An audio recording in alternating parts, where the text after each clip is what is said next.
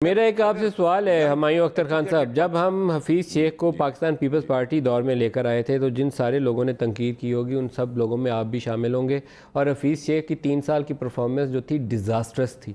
पाकिस्तान की इक़्तिसादी सूरत हाल को डुबोने में 3 साल का वो जो अरसा है वो बहुत ही भारी कीमत उसकी चुकानी पड़ी थी। हफीज़ शेख साहब इन ऑफिस पाकिस्तान को 8.5% डेफिसिट के ऊपर और सर्कुलर डेट की बुनियाद रख कर रुखसत हुए थे। कोई अच्छा काम करके नहीं थे गए, तो क्यों नहीं, क्या हुमायूं अख्तर खान वो इकॉनमी नहीं संभाल सकते थे? अगर असद उमर में कोई ऐसे फैसला साजी में तामुल से काम लेते थे या इन डिसीजन उनमें कमज़ोरी थी, तो क्या हुमायूं अख्तर भी इस काबिल नहीं थे? क्या इस पार्टी के जो कोई 125-150 बंदा है जो कौमी असम्बली का रुकन है, कोई 25-30 आपके सेनेटर भी हैं, क्या उनमें भी कोई काबिल इस बंदा नहीं था? किसी दूसरी पार्टी से दुआर मांग लेते, पीपल्स पार्टी से ही दुआर मांग लेते। नवीद कमर साहब बड़ा अच्छा काम करते रहे, मिफ्ता इस्माइल बड़ा अच्छा काम करके गए थे, उसको उधार मांग लेते।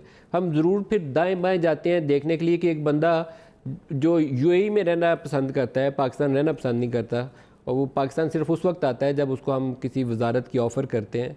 उनकी वाइफ भी पाकिस्तानी नहीं है, फॉरेन नेशनल है। तो बट ये क्या है? ये आप सब लोग बाकी 22 करोड़ जो है नलायक हैं, कद्दू हैं, टींडे हैं, इनको कुछ नहीं आता 22 करोड़ लोगों को। ये नदीम, पीपल पार्टी का जो दौर था 2008 से 2013, इसमें कोई शक नहीं, मुख्तलिफ वजूहात की बना पे जो एक आदि मैं गिनवा देता हूँ। दुनिया में भी उस वक्त लीमन ब्रदर्स क्राइसिस, वो सब प्राइम मॉर्गेजेस का क्राइसिस था और तेल की कीमतें भी चढ़ी हुई थी, लेकिन स्टेटिस्टिकली वो सबसे कमज़ोर दौर था पूरे 5 साल के 5 साल।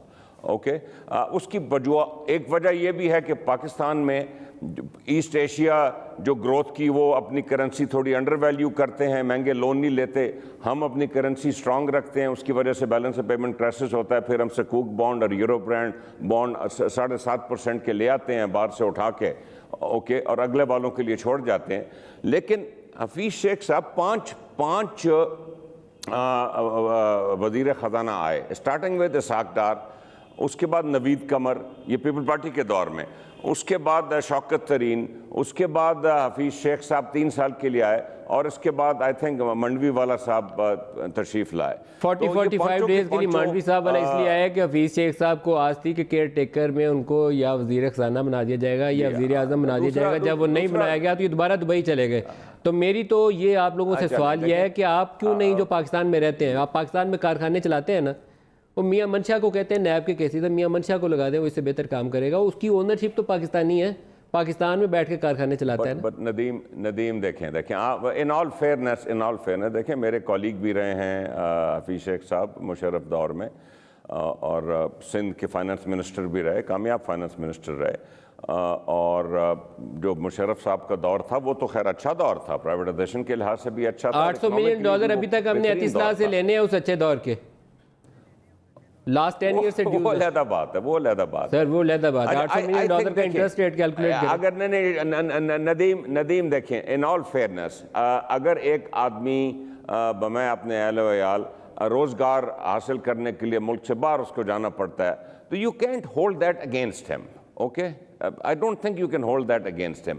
वो फिर भी जब उसको मुल्क याद करता है, पुकारता है, तो वो वापस आता है ना जी, सब कुछ सिर्फ एज मिनिस्टर मुल्क पुकारता है तो वापस आता है। We have to wait and see what Hafeez Sheikh can deliver। Sir, ये फिर मसल्ला बिछा लेते हैं, रोज़ों का महीना, अल्लाह पाक मदद करेगा। हम वर्ल्ड कप भी 92 का रोज़ों में जीते थे, बड़ी दुआएं मांगी थी। लोग समझते इमरान खान ने जिताया, मेरे ख्याल रोज़ों ने जिताया था। हमने चैंपियंस ट्रॉफी उसके बाद पहली दफ़ा जीती, हमने सारी कौम ने फिर दुआएं मांगी, हम चैंपियंस ट्रॉफी जीत गए। हमारे फ़ख्र ने इंडिया को मार मार के सीधा कर दिया।